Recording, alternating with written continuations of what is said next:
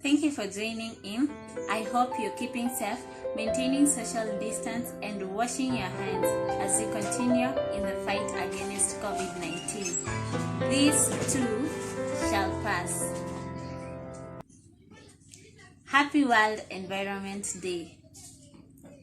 As the world continues with the celebration of the environment today, I have decided to charge us up by sharing an inspiration story from somebody I have learned whose action pertaining the environment continue to influence the current and future generations.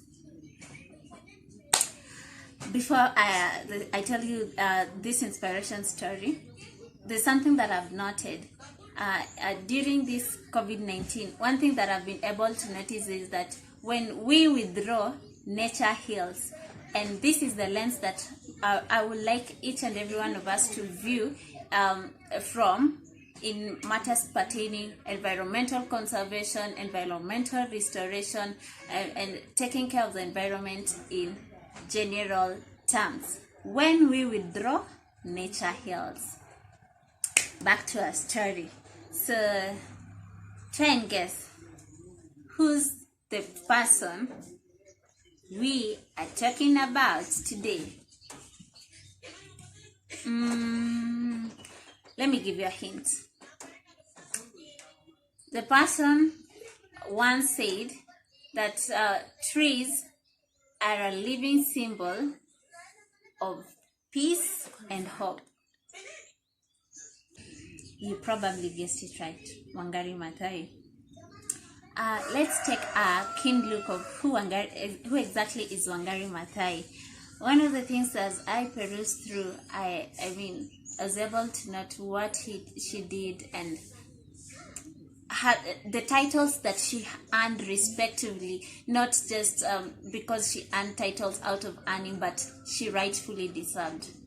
Wangari Maathai was the founder of the Green Belt movement that still influences our generation today. She was among the founder of the Roots International. She was the why am I forgetting this? She was the 2004 Nobel Peace Prize winner, among many others that we could so mention.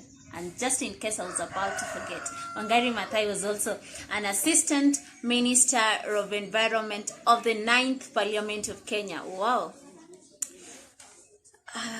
These titles quite speak of the person we are talking of. Her character, noble and quite admirable. Her voice, unstoppable. Her strength, zeal and courage, so to mention, admirable. Let's take a keen look on her profile and how she was able to do things that brought out a massive change pertaining environmental matters.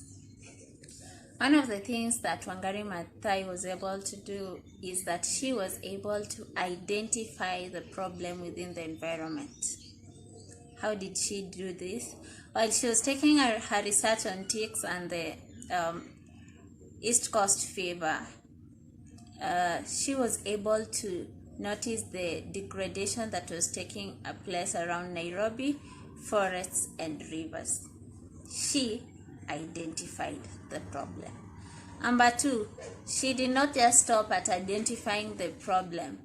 She was able to look at how to solve the problem. It is amazing how the humble act of deciding to plant trees to heal the rivers and the forest bore into a big organization that was not able just to influence the problem then, but is continually influencing the problem throughout the generation. Number three, she didn't stop at identifying seeking how to solve it. But number three, she voiced out the problem.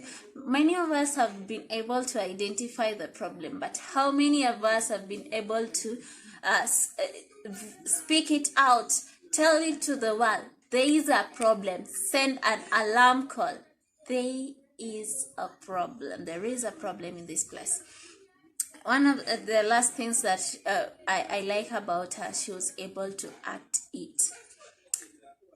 Forming the Green Belt movement, moving around to charge people towards planting of trees and the sense of trees.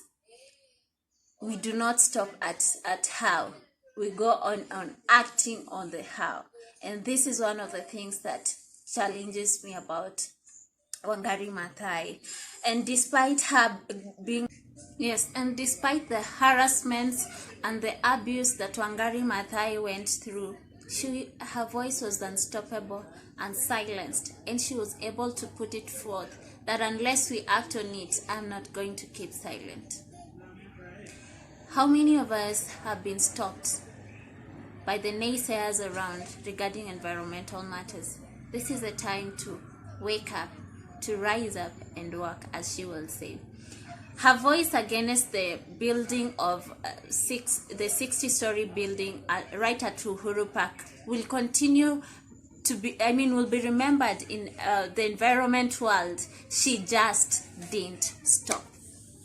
I hope this story charges you as it charges me to rise up and work, and that we will live up to the mantle that she handed up to us, that we owe it to the current and the future generations of all species to rise up and walk. Rise up and walk and rise up and walk and just notice what is it that you can do, because the ecosystem services that now rest that we can enjoy, definitely we need to fight for the environment. Happy World Environment Day.